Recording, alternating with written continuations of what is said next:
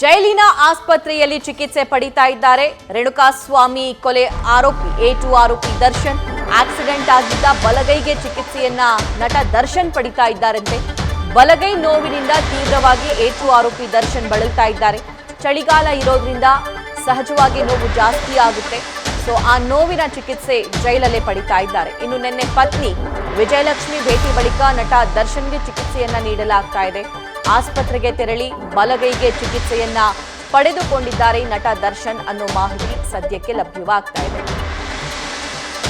ಈ ಬಗ್ಗೆ ಮತ್ತಷ್ಟು ಲೈವ್ ಡೀಟೇಲ್ಸ್ ನೀಡ್ತಾರೆ ನಮ್ಮ ಕರೆಸ್ಪಾಂಡೆಂಟ್ ಸಂದೇಶ್. ಜೈಲಿನ ಹಾಸ್ಪಿಟಲ್ನಲ್ಲಿ ಬಲಗೈಗೆ ಚಿಕಿತ್ಸೆ ಪಡಿತಿದ್ದಾರಂತೆ ದರ್ಶನ್. ಈ ಬಗ್ಗೆ ಹೆಚ್ಚಿನ ಡೀಟೇಲ್ಸ್ ಏನಿದೆ?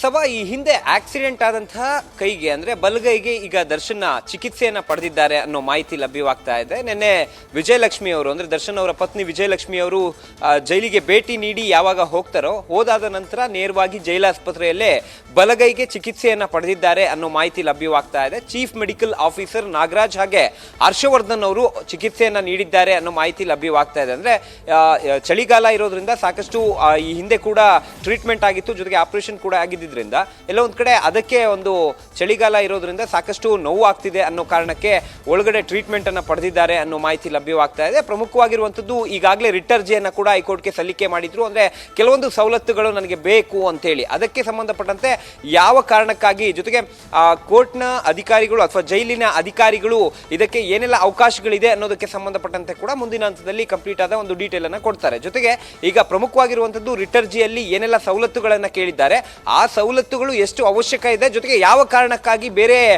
ವಿಚಾರಣಾಧೀನ ಕೈದಿಗಳಿಗೆ ಕೊಡದೇ ಇರುವಂತಹ ಸವಲತ್ತುಗಳನ್ನ ತಮಗೆ ಕೊಡಬೇಕು ಅನ್ನೋದನ್ನ ಮುಂದಿನ ಹಂತದಲ್ಲಿ ಪ್ರಶ್ನೆ ಮಾಡಬಹುದು. ಕೋರ್ಟ್ ಆ ಕಾರಣಕ್ಕಾಗಿ ಮಾಡಿದ್ರ ಅಥವಾ ನಿಜಕ್ಕೂ ಕೂಡ ಈಗ ಟ್ರೀಟ್ಮೆಂಟ್ ಅನ್ನ ಪಡೆಯುವಂತ ಅವಶ್ಯಕತೆ ಇತ್ತ ಅನ್ನೋದನ್ನ ಮುಂದಿನ ಹಂತದಲ್ಲಿ ತಿಳ್ಕೊಬೇಕಾಗುತ್ತೆ. ಅಂದ್ರೆ ಪ್ರಮುಖವಾಗಿರುವಂತದ್ದು ಈಗ ಬಲಗೈ ನೋವಿನಿಂದ ಬಳಲ್ತಾ ಇದ್ರು, ಆ ಕಾರಣಕ್ಕಾಗಿ ಟ್ರೀಟ್ಮೆಂಟ್ ಅನ್ನ ಪಡೆದುಕೊಂಡಿದ್ದಾರೆ. ಜೊತೆಗೆ ಊಟ ಮಾಡೋದಕ್ಕೆ ಏನು ಸ್ಪೂನ್ ಅನ್ನ ಕೂಡ ಈಗಾಗಲೇ ಮನವಿ ಮಾಡ್ಕೊಂಡಿದ್ರು. ಅಂದ್ರೆ ಸ್ಪೂನ್ ನನಗೆ ಅವಶ್ಯಕತೆ ಇದೆ ಅಂತ ಕೋರ್ಟ್ಗೆ ಮನವಿ ಮಾಡ್ಕೊಂಡಿದ್ರು.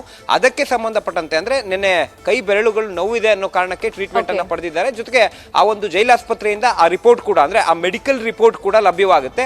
ಆ ಮೆಡಿಕಲ್ ರಿಪೋರ್ಟ್ ಅನ್ನ ಈ ರಿಟ್ ಅರ್ಜಿ ಏನು ಮನವಿ ಮಾಡಿದ್ರು ಅಲ್ಲಿ ಕೋರ್ಟ್ಗೆ ಮತ್ತೆ ಸಲ್ಲಿಕೆ ಮಾಡಿ ಈ ಕಾರಣಕ್ಕಾಗಿ ನನಗೆ ಆ ಒಂದು ಸವಲತ್ತುಗಳು ಬೇಕು ಅಥವಾ ಸ್ಪೂನ್ ಬೇಕು ಅನ್ನೋದನ್ನ ಮೆನ್ಷನ್ ಮಾಡುವಂತ ಸಾಧ್ಯತೆಗಳು ಕೂಡ ದಟ್ಟವಾಗಿದೆ. Thank you Sandesh.